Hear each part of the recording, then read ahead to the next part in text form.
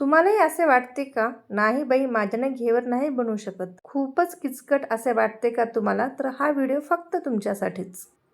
हा व्हिडिओ बघितल्यानंतर माझ्यासारखा परफेक्ट किंवा माझ्यापेक्षाही परफेक्ट तुम्ही घेवर बनवू शकतात. यासाठी 1 कप मैदा घ्यायचा आहे. त्यानंतर आपल्याला 3 टेबलस्पून वितळलेले तूप घ्यायचं आहे. मात्र वितळलेलेच घ्या. 5 ते 6 बर्फाचे तुकडे घ्यायचे आहेत व एकाच डायरेक्शननं आपल्याला हे फिरवायचं आहे जोपर्यंत त्याचं बटर होत नाही. चला तर मग एकाच डायरेक्शनला हे फिरून घेऊयात आणि हे बर्फाचे तुकडे आता काढून घेऊयात. त्यानंतर याची आपल्याला स्मूथ अशी पेस्ट करायची आहे. व्हिडिओ दाखवल्याप्रमाणे तेव्हा किती छान स्मूथ अशी पेस्ट झालेली आहे. यानंतर आपल्याला यामध्ये 1/4 कप थंड दूध घ्यायचं आहे. दूध आपल्याला फ्रीजमधलेच घ्यायचं आहे. थोडे पीठ थोडे दूध असे करून आपल्याला पीठ मिक्स करत जायचं आहे. आता मी थोडे पीठ टाकले आहे, त्यानंतर दूध टाकले आहे आणि याला फिरून घेत आहे हाताने. आपल्याला हे बॅटर हातानेच फिरून घ्यायचं आहे. हाताने फिरवल्यामुळं टेक्स्चर छान येते, त्यामुळे हातानेच फिरून घ्या. आता या ठिकाणी 1 ग्लास फ्रीजमधील थंड पाणी घ्यायचं आहे आणि थोडे थोडे पीठ थोडे पाणी टाकून मिक्स करून घ्यायचं आहे. पाणी फ्रीजमधीलच घ्या. माझ्याप्रमाणे घेवर केला तर तुमचे घेवर बिघडणार नाहीत याची मी खात्री देऊन सांगते. या ठिकाणी 1 कप मैद्यासाठी 1 ग्लास भरून पाणी लागले आहे. आता या पिठाच्या गुठळ्या राहू नये म्हणून आपल्याला हे पीठ चाळणीनं गाळून घ्यायचं आहे. हे पीठ ताकाप्रमाणे पातळ करून घ्यायचं आहे आणि फ्रीजमध्ये 20 मिनिटासाठी ठेवून द्यायचं आहे. फ्रीजमधून पीठ काढल्यानंतर आपल्याला बर्फावरतीच हे पीठ ठेवायचं आहे. त्यासाठी मी बर्फ घेतलेला आहे. गॅसवरती पातेल्यामध्ये तेल तापवायला ठेवले आहे.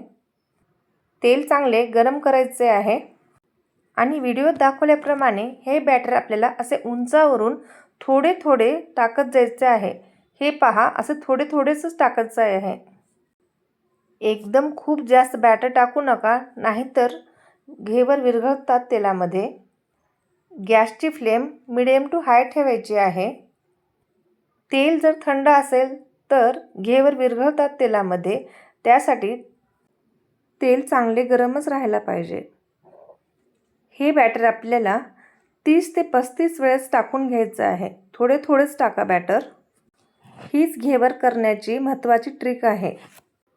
ही ट्रिक तुम्हाला कुठल्याच घेवर रेसिपीमध्ये नाही सांगणार, त्यामुळे ह्याच ट्रिकनं बॅटर टाकत जावा. हे पहा, घेवर छान होत आलेले आहे. हे घेवर आपण एका स्टिकनं किंवा बेलण्यानं काढून घेऊयात. आता मी हे घेवर तेलामधून काढून घेते. हे घेवर एकदम अलगद निघतात. साईडला मी चाळणी घेतलेली आहे. हे पहा, घेवर किती अलगद निघालेला आहे. अशा प्रकारे तुम्ही जर घेवर केलात, अजिबात घेवर तेलात विरघळणार नाही किंवा तुटणार नाही. आता हे घेवर चाळणीवरती ठेवून घेते. हे पहा, किती छान जाळी पडली आहे घेवरला. दुसराही घेवर मी असाच काढून घेते. याला सुद्धा किती सुंदर जाळी पडली आहे बघा, अगदी मधमाशाच्या पोळ्यासारखी. आता हेही घेवर मी चाळणीवरती काढून घेते. हे पहा, किती अलगदपणे निघत आहे. अजिबात तुटत नाहीत असे हे घेवर. जाळी तर इतकी सुंदर पडलेली आहे बघा याला. आता तिसरेही घेवर मी अशाच प्रकारे काढून घेणार आहे. 1 कप मैद्यामध्ये बरोबर 4 ते 5 घेवर होतात. ह्या घेवरसाठी 1 लाईक झालेच पाहिजे. आणि हो, चॅनलला सबस्क्राईब आणि शेअर करायला विसरू नका. या ठिकाणी आपले सर्व घेवर तयार झाले आहे. आता या घेवरवरती आपल्याला साखरेचा पाक टाकायचा आहे. या ठिकाणी मी साखरेचा पाक तयार करून घेतला आहे. साखरेचा पाक तयार करताना 1 वाटी साखर आणि अर्धी वाटी पाणी घ्यायचं आहे. पाक थोडासा चिकट होईपर्यंतच पाक तयार करून घ्यायचा आहे. पाक टाकल्यानंतर यावरती रबडी टाकायची आहे आणि आवडीनुसार काजू, बदाम, पिस्ता यांचे काप टाकायचे आहेत. आता दुसऱ्या घेवरवरती मी छान पाक टाकून घेणार आहे आणि यावरती रबडी टाकून घेणार आहे. खायला तर अशा प्रकारचे घेवर अप्रतिमच लागतात.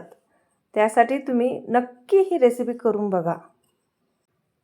तुम्ही जर पहिल्यांदाच घेवर करत असाल तर अशा प्रकारे केलेले घेवर अजिबात बिघडणार नाही, याची मी खात्री देऊन सांगते तुम्हाला. हे घेवर कसे झाले आहेत हे कमेंट बॉक्समध्ये नक्की सांगा. भेटूया अशाच नवनवीन रेसिपीसाठी आशूज चॅनलवरती. तोपर्यंत नमस्कार.